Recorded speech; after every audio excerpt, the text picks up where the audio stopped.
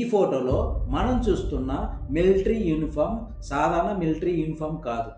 British ఎంపైర్ని ఒక వ్యక్తి భయపెట్టలేదు, ఒక ఆలోచన భయపెట్టింది. ఆ ఆలోచన పేరే INA.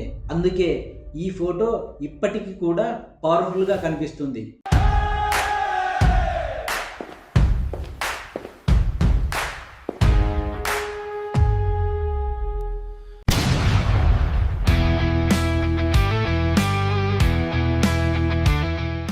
Hi, welcome to the one channel. One photo one story. ఈ సిరీస్లో మనము ఒక పవర్ఫుల్ వ్యక్తి గురించి తెలుసుకోబోతున్నాము. కొన్ని పేర్లు చరిత్ర పుస్తకాల్లో నిలిచిపోతాయి, కొన్ని పేర్లు జనాల గుండెల్లో నిలిచిపోతాయి. కానీ కొన్ని పేర్లు శత్రువుల గుండెల్లో భయంగా మిగిలిపోతాయి. అటువంటి ఒక పేరే నేతాజీ సుభాష్ చంద్రబోస్ గారు. నేతాజీ సుభాష్ చంద్రబోస్ గారి స్లోగన్ ఏంటంటే, give me blood, I will give you freedom. అందుకే నేతాజీ గారిని చాలామంది ఇండియన్స్ ఫియర్లెస్ ఫ్రీడమ్ ఫైటర్గా పిలుస్తారు. బ్రిటిష్ ఎంపైర్ని ఒక వ్యక్తి భయపెట్టలేదు, ఒక ఆలోచన భయపెట్టింది. ఆ ఆలోచన పేరే ఐఎన్ఏ. ఐఎన్ఏ అంటే ఇండియన్ నేషనల్ ఆర్మీ. ఇది స్థాపించింది సుభాష్ చంద్రబోస్ గారే.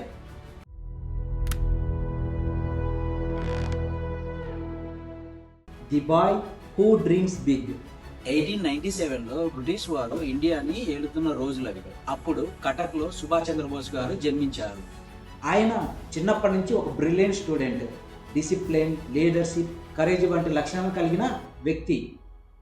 ఆయన ఫ్యామిలీ కోరిక ఏంటంటే ఆయన బ్రిటిష్ గవర్నమెంట్లో ఒక హైయెస్ట్ జాబ్ చేయాలని. సో అందుకోసం సుభాష్ చంద్రబోస్ గారు ఇంగ్లాండ్ వెళ్ళి సివిల్ సర్వీస్ ఎగ్జామ్ రాసి టాప్ ర్యాంక్ పొందారు. ఆ రోజుల్లో ఇండియన్ సివిల్ సర్వీస్ జాబ్ అంటే ఒక డ్రీమ్ జాబ్. సో దానివల్ల స్టేటస్, మనీ, పవరు అన్నీ వస్తాయి. అందుకే అది ఒక డ్రీమ్ జాబ్. కానీ సుభాష్ చంద్రబోస్ గారు ఒక షాకింగ్ డెసిషన్ తీసుకున్నారు. అది ఏంటంటే బ్రిటిష్ గవర్నమెంట్కి పనిచేయకూడదని నిర్ణయించుకున్నారు. ఎందుకంటే ఆయన గోల్ ఒక్కటే, ఇండియాకి స్వతంత్రం తీసుకొని రావడం.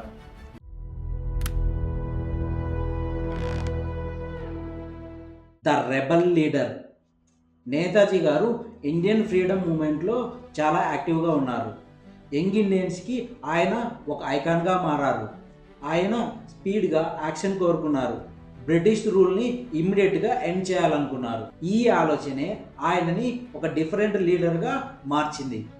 1941లో బ్రిటిష్ అథారిటీస్ సుభాష్ చంద్రబోస్ గారిని హౌస్ అరెస్ట్ చేశారు. కానీ ఒకరోజు రాత్రి ఆయన ఇంటి నుంచి తప్పించుకొని పోలీసులకు దొరకకుండా బయటి దేశాలకు వెళ్ళిపోయారు. ఈ ఎస్కేప్ ఇప్పటికి కూడా ఒక సినిమాటిక్ ఫీల్ను తలపిస్తుంది.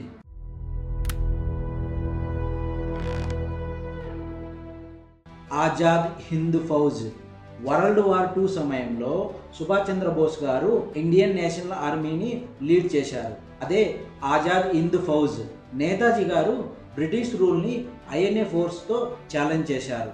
ఆయన ఒక్క పిలుపుతో వేలాది మంది ఇండియన్స్ ఐఎన్ఏ ఫోర్స్లో జాయిన్ అయ్యారు.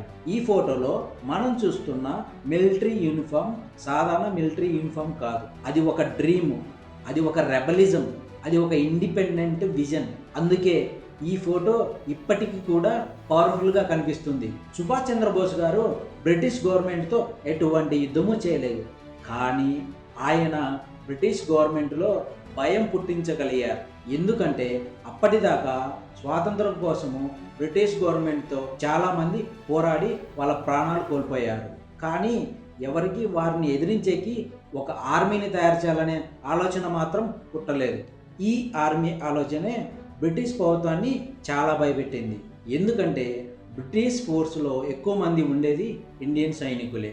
సో ఒకవేళ బ్రిటిష్ గవర్నమెంట్ ఐఎన్ఏతో యుద్ధం చేయాల్సి వస్తే బ్రిటిష్ ఫోర్స్లో ఉండే ఇండియన్ సైనికులు బ్రిటిష్ గవర్నమెంట్ కోసం యుద్ధం చేస్తారా, లేక ఫ్రీడమ్ కోసం ఫైట్ చేస్తున్న ఐఎన్ఏ ఫోర్స్తో కలిసిపోతారా అనే ఒక భయంని ఈ ఐఎన్ఏ ఫోర్స్ కలిగించింది. ఇక్కడే సుభాష్ చంద్రబోస్ గారు బ్రిటిష్ గవర్నమెంట్ని సైకలాజికల్గా దెబ్బ వేశారు. అందుకే బ్రిటిష్ గవర్నమెంట్కి సుభాష్ చంద్రబోస్ గారు అంటే అంత భయం. అదే కాదు, ఇంకో రీజన్ కూడా ఉంది. ఏంటంటే ఈయన ఇండిపెండెంట్ ఇండియా మద్దతు కోసం బయట చాలా దేశాలను తిరిగారు. అది కూడా బ్రిటిష్ గవర్నమెంట్ని చాలా భయపెట్టింది.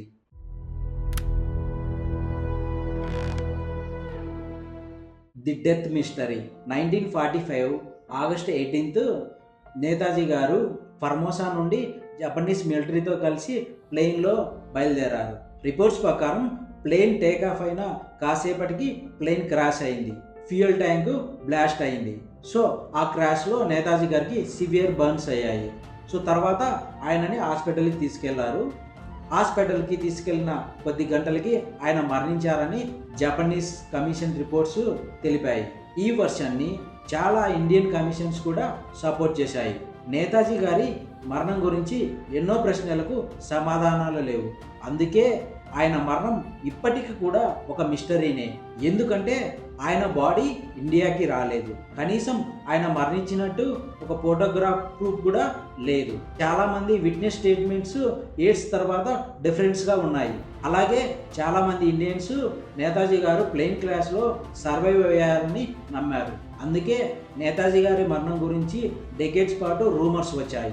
ఆయన మరణం గురించి పాపులర్ రూమర్స్. రూమర్ 1, జపనీస్ వారు ప్రకటించినట్టు ప్లేన్ క్రాష్లో ఆయన మరణించారు. రూమర్ 2, కొంతమంది రీసెర్చర్స్ నేతాజీ గారు ప్లేన్ క్రాష్లో సర్వైవ్ అయ్యి సోవియట్ యూనియన్కి వెళ్ళారని బిలీవ్ చేశారు.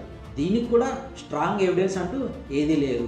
రూమర్ 3, నేతాజీ గారు సీక్రెట్గా ఇండియాకు తిరిగి వచ్చారని గుమ్నమీ బాబా థియరీ చాలా ఫేమస్ అయింది. బట్ దానికి కూడా స్ట్రాంగ్ ప్రూఫ్ అంటూ ఏదీ లేదు.